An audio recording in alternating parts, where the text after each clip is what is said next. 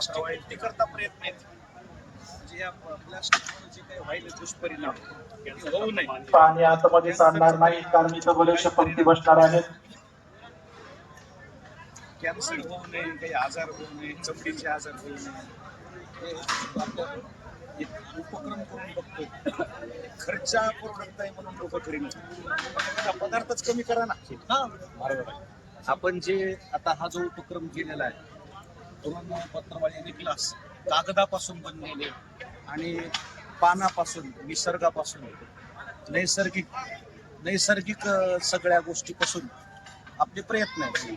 पंढरपूरच्या कार्यक्रमामध्ये सुद्धा आपण हे एक प्रयत्न केलेत की बाबा नको प्रदूषण, नको प्लास्टिकचं प्रदूषण हानिकारक आहे इथून पुढे. हा उपक्रम आहे. या उपक्रमाची लोकांनी नोंद घ्यावी. एखादा पदार्थ कमी करावा जेवायला, पदार्थ जास्त करायची काय गरज आहे. त्याच्यातलाच खर्च पत्रवाळीवर आणि द्रोणावर करावा. या कागदावर म्हणजे एक तर शेतकऱ्याच्या हाताला एक काम मिळेल, शेतकऱ्याच्या वस्तू आहेत ह्या, आणि एक प्लास्टिक मुक्ती प्रदूषण बिल टळेल एवढीच इच्छा आहे.